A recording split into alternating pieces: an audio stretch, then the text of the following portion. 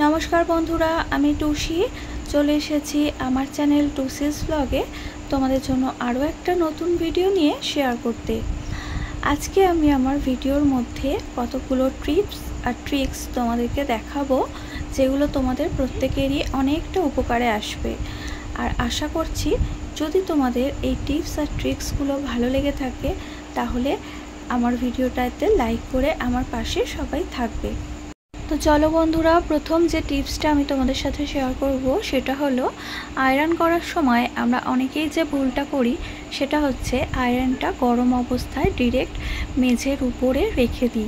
एते करे आमादेर मेझेटा नष्ट हये जाবার सम्भावना थाके, मेझेटा फेटे जाय, चारपाशटा फाटा दाग हये जाय।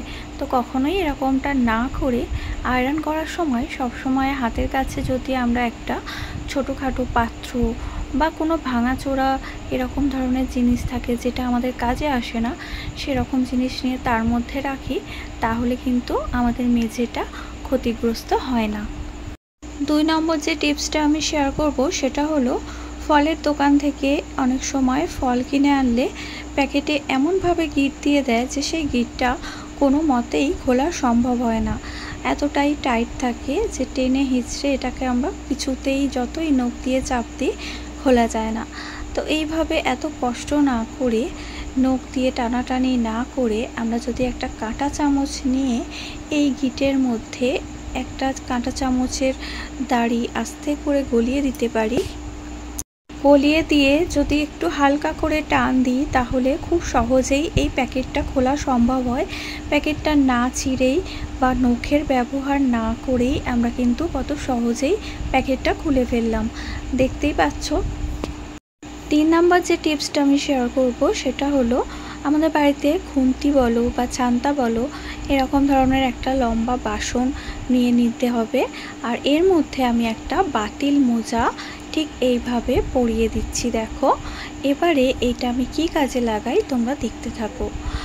আমার আলমারির নিচটা এতটাই ফাঁক কম যে এখানে আমার হাতও পৌঁছায় না আর নেতা দেওয়া তো দূরের কথা। তো এর নিচটা প্রচুর ধুলো জমে আছে, সেই ধুলোটা পরিষ্কার করার জন্য এইভাবে যদি আমরা একটা খুন্তির মাথায় মোজা পরিয়ে নিয়ে এরকমভাবে ঢুকিয়ে নিয়ে টেনে বার করি, দেখো কতটা নোংরা বেরিয়ে আসছে। এইভাবে কিন্তু খুব সহজেই ঘরে যে সমস্ত কোণায় আমরা হাত দিয়ে মুছতে পারি না সেই সব জায়গাগুলো পরিষ্কার করে নিতে পারি। 4 নম্বর যে টিপসটা আমি তোমাদের সাথে শেয়ার করব সেটা হলো আমরা চা খাওয়ার জন্য বাজার চলতি এরকম অর্ডিনারি কাপগুলোই বেশিরভাগ সময় ব্যবহার করে থাকি।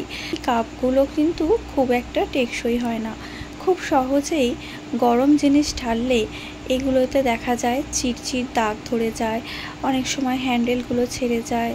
তো এই সমস্যাটা যাতে না হয়, এই কাপগুলো যাতে অনেক দিন চলে, একটু টেকসই হয়, সেজন্য কাপগুলোকে ব্যবহার করার আগে একদম নতুন অবস্থায় ডিপ ফ্রিজে 1 ঘন্টা রেখে দিতে হবে। 5 নাম্বার এবং লাস্ট যে টিপসটা আমি তোমাদের দেব সেটা হচ্ছে আমরা অনেক সময়তে নেল পালিশ পরে তাড়াহুড়ো থাকলে কাজে হাত দিয়ে দিই আর কাজ করতে গিয়ে দেখি যে কাঁচা নেল পালিশটা শুকানোর আগেই ঘেঁটে যায়।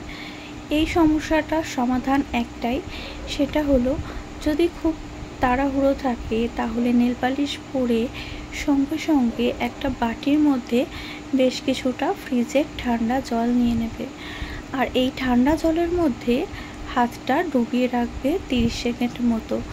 দুটো হাতকেই এভাবে জলের মধ্যে পাল্টে পাল্টে ডুবিয়ে রাখতে হবে, এতে করে নেল পালিশগুলো খুব তাড়াতাড়ি টেনে যাবে আর ঘেঁটে যাওয়ার সম্ভাবনাটাও কমে যাবে। এরপরে তোমরা যতই কাজ করো না কেন তোমাদের নেল পালিশ আর একটুও ঘাটবে না, 100% জোর দিয়ে এটা আমি বলতে পারি। তো বন্ধুরা চলো, এই ছিল আজকে আমার ছোট ছোট 5টা টিপস।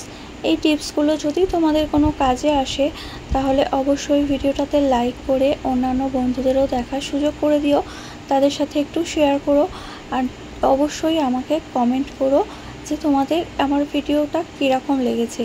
যদি এরকম ধরনের আরও ভিডিও দেখতে চাও তাহলে অবশ্যই কমেন্টের মাধ্যমে জানিও। আর নতুন বন্ধু যদি আজকে আমার চ্যানেলটা ভিজিট করো, তোমাদের যদি আমার ভিডিওর কোনো অংশ ভালো লাগে তাহলে অবশ্যই চ্যানেলটা সাবস্ক্রাইব করে আমার পাশে থেকে যেও।